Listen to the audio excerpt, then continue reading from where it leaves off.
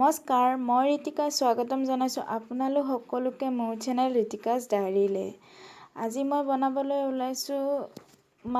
মই বনাব ওলাইছোঁ mango juice, homemade mango juice কেনেকৈ বনাই আপোনালোকক দেখুৱাই থাকিম।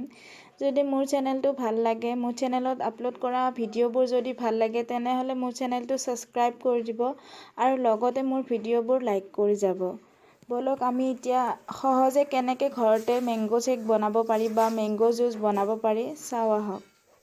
মেংগো শ্বেক বা মেংগো মিল্ক শ্বেক বনাবলৈ প্ৰথমে মেংগো এনেকৈ এৰাই ল'ব লাগিব ধুনীয়া কৰি। তাৰপিছত মেংগোখিনি পিচ পিচ কৰি কাটি যাম।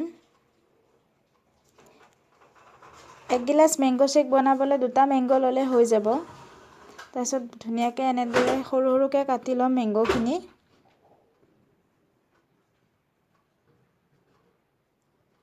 তাৰপিছত মিক্সিত এনেদৰে দি দিম, আইচ দি দিম। আপোনালোকক যিমান লাগে সিমান আইচ দিব পাৰে আপোনালোকে।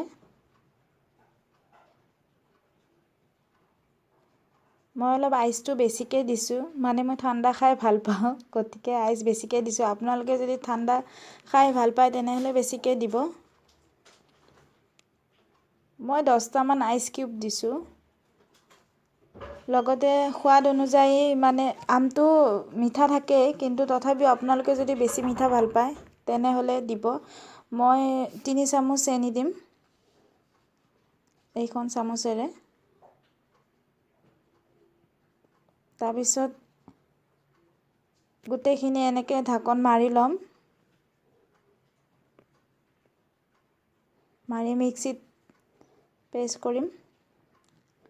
2 মিনিট মিক্সি চলালে হৈ যাব, বেছি চলাব নালাগে।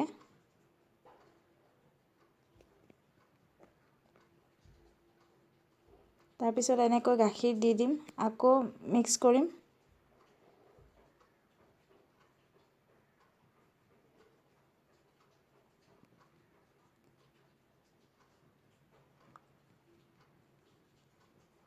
এতিয়া চাব পাৰিছে আমাৰ ৰেডি হৈ গ'ল মেংগো মিল্ক শ্বেক।